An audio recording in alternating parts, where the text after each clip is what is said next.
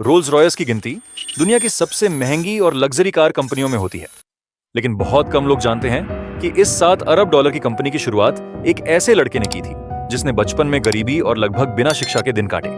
उस लड़के का नाम था हेनरी रॉयस।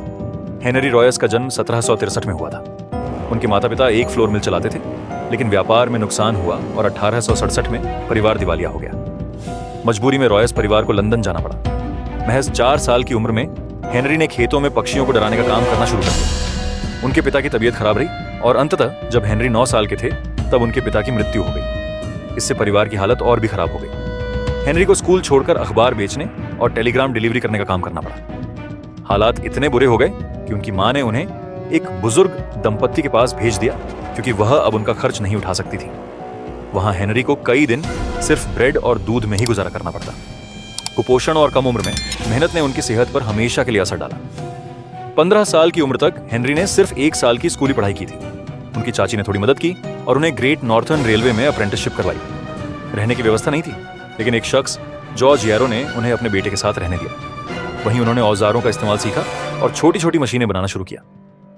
3 साल में चाची की मदद खत्म हो गई और हेनरी को नौकरी करनी पड़ी।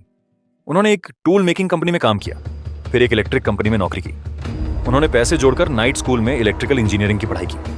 19 साल की उम्र में वह एक इलेक्ट्रिक कंपनी के चीफ इलेक्ट्रीशियन बन गए, लेकिन 1884 में कंपनी बंद हो गई। इस बार उन्होंने फैसला लिया कि वो खुद की कंपनी शुरू करेंगे। उनके दोस्त अर्नेस्ट क्लेयरमॉन्ट ने उनका साथ दिया। दोनों ने मिलकर एफ.एच. रॉयस एंड कंपनी नाम से एक कंपनी बनाई।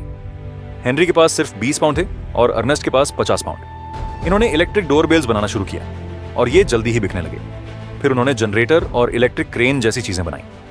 1999 तक कंपनी की वैल्यू 30,000 पाउंड हो गई थी, जो आज के हिसाब से $1 मिलियन से ज्यादा है।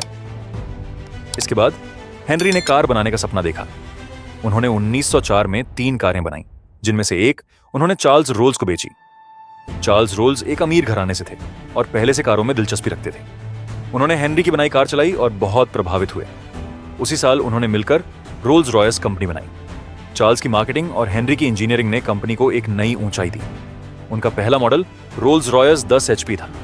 1906 में उन्होंने सिल्वर गोस्ट बनाई, जिसे दुनिया की सबसे बेहतरीन कार माना गया। 1910 में एक फ्लाइट के दौरान चार्ल्स रोल्स की मौत हो गई। इसके 1 साल बाद हेनरी की तबीयत भी बिगड़ने लगी, लेकिन उन्होंने अपने बिस्तर से ही डिजाइन बनाना जारी रखा। पहले वर्ल्ड वॉर में उन्होंने हवाई जहाज के इंजन बनाए। रोल्स रॉयस ईगल इंजन ने युद्ध में अहम भूमिका निभाई। बाद में उन्होंने अमेरिका में भी फैक्ट्री खोली। 1933 में 70 साल की उम्र में हेनरी रॉयस की मृत्यु हो गई। अपनी मौत के 1 दिन पहले भी उन्होंने एक नया डिजाइन अपने इंजीनियर को भेजा था।